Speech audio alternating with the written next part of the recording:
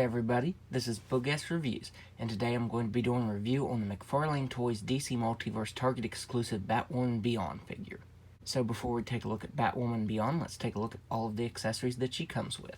So first up, she comes with the Futures End Batman Build-A-Figure's legs, and this is a really big, nice Build-A-Figure.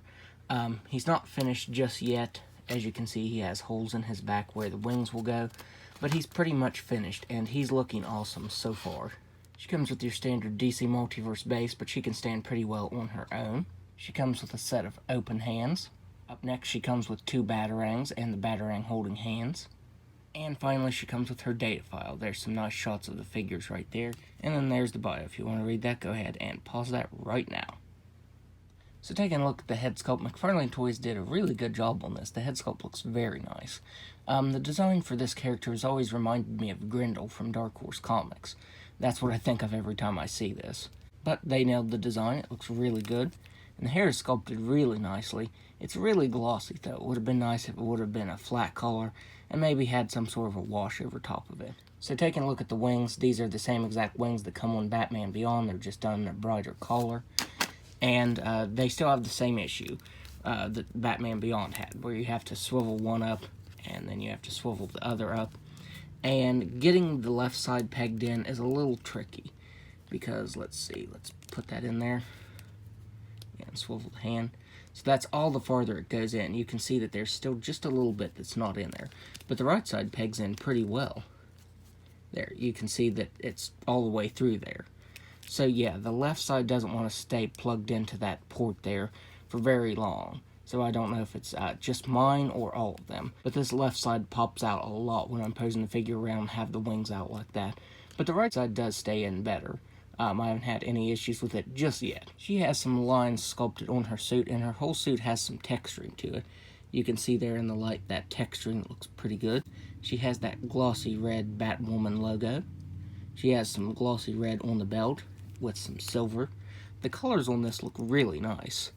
The silvers and the reds really stand out on the figure. You get some more sculpted lines on the legs. And then I figured the way this was sculpted would hinder her articulation right here, but it doesn't. It's very soft and you can move it up like that. So yeah, I thought this hard plastic down here would hinder the articulation, but it doesn't. So now let's go ahead and go over her articulation. Due to the sculpt of the hair, she can't look back at all, but she can look down all the way, and she can move her head side to side, and you get some pretty good tilting there. She has ball-jointed shoulders that can move out all the way. You can actually move them up just a little more. She has butterfly joints that can move back and forth. She has swivel to bicep that can move side to side, and because of the way the shoulder pad is sculpted right here onto the bicep, it doesn't hinder any of the articulation moving out or anything like that. She has double-jointed elbows that can bend in all the way. She has ball-jointed wrists that can move up and down and spin all the way around. She has ball-jointed diaphragm and waist that can move back all the way. She can crunch forward just a little bit. She can move side to side. She has ball-jointed hips that can only move out that far. She can kick forward, well, kick out that much.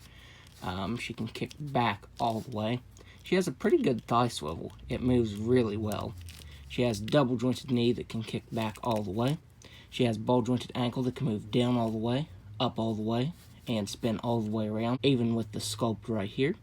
And she has swivel toes that can move all the way up. So now, let's do some size comparisons. First up, here she is next to Batman Beyond.